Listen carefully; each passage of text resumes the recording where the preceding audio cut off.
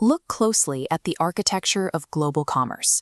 Beneath the trading floors and the ticker tape, the vast majority of international capital flows on a single premise: the buying and selling of debt. The modern financial system is propelled by three invisible engines. It generates wealth through interest-bearing loans, it shifts liability through risk transfer, and it thrives on the speculation of future asset prices. But for nearly 2 billion people, those mechanisms present a profound conflict. This text represents a centuries-old legal tradition that defines these exact mechanics as tools of exploitation.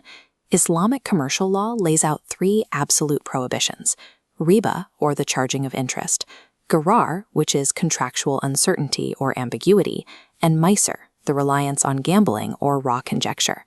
Now, this creates a massive practical barrier. If you strip away interest, risk transfer, and speculation, how do you actually buy a house, fund a startup, or issue corporate debt? You cannot simply opt out of modern commerce. Instead, financial engineers have had to construct an entirely parallel $6 trillion universe, one strictly governed by shared risk and physical assets. The underlying philosophy is simple. Money is merely a medium of exchange. It has no intrinsic utility. Profit must emerge from physical trade or tangible investment, rather than the act of lending itself. For retail consumers, this requires structures like murabaha. If you want a mortgage, the bank doesn't lend you cash. Instead, the bank buys the property directly from the seller and then resells it to you at a transparent, pre-agreed markup, paid in installments. Crucially, this markup is locked. If you miss a payment, the bank cannot compound the fee to generate more profit. The return is tied entirely to a completed trade, not the passage of time. Scaling this concept up to fund corporations and governments requires an alternative to the conventional bond market. This is where sukuk comes in. Conventional bonds are debt instruments yielding a fixed interest rate. Sukuk certificates represent proportional, fractional ownership in a specific, tangible asset, like a toll road, a hospital, or a commercial development. As an investor, your yield isn't an interest payment. It is a direct share of the lease or revenue actually generated by the physical infrastructure you partially own. By insisting that every financial transaction be tethered to a real asset, the system places a hard ceiling on leverage. Capital can only expand as fast as the physical economy it funds. The prohibitions of gharar and maisir target transactions where the outcome is entirely ambiguous, or where one party profits purely at the expense of another without creating value. This makes the multi-trillion-dollar conventional derivatives market structurally incompatible. Because options and futures involve trading the abstract right to buy or sell something you don't yet own, they are classified as an exchange of promises, a zero-sum game. This logic extends to conventional insurance. Paying premiums to a corporation for coverage against a potential disaster is viewed as a commercial bet on an unknown future event. The ethical solution is known as takaful, a cooperative system built on mutual assistance rather than commercial risk transfer.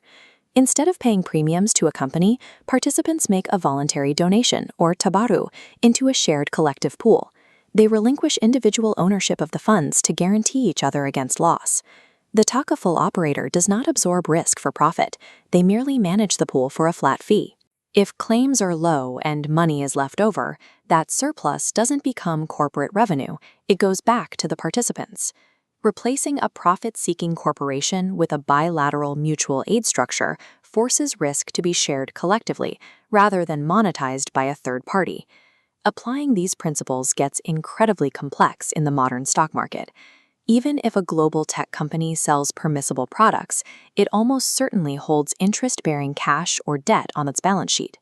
To solve this, standard-setting institutions like AAOFI and MSCI developed strict quantitative screening methodologies to filter out companies with unacceptable levels of conventional financial operations.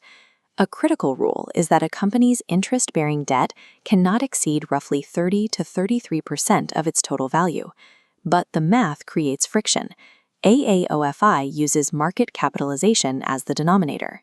Because stock prices fluctuate daily, the resulting debt ratio swings aggressively with market sentiment. If a broad market sell-off causes a company's stock price to drop sharply, its debt ratio mathematically spikes. The stock can fail the screen and become impermissible overnight, even though its actual business operations haven't changed. To avoid this volatility, other index providers like MSCI and FTSE Russell use total assets as the denominator. By relying on stable balance sheet values, the results become predictable quarter over quarter. Mapping absolute historical ethical boundaries onto the high-frequency mechanics of global capitalism requires constant, complex, and highly debated mathematical compromises. Islamic finance operates as a living, breathing legal ecosystem, constantly adjusting to the friction of modern global markets. Consider the ongoing debate over tawarruk. This is a mechanism where a customer buys a physical commodity on credit only to immediately resell it to a third party purely to generate cash liquidity. In Southeast Asian hubs like Malaysia, organized tawarruk is heavily utilized and legally permitted to provide essential capital for consumers and businesses. Yet prominent international scholarly bodies push back. They argue the practice is merely a legal workaround, mimicking conventional debt, bypassing requirements for genuine productive trade. These internal disagreements reveal an economy functioning as a critical lens, a system that forces a re-examination of how we allocate resources. By deliberately slowing down capital, demanding its share in actual risk, and anchoring to the physical world, it offers a stark counter-narrative to an economy addicted to abstraction.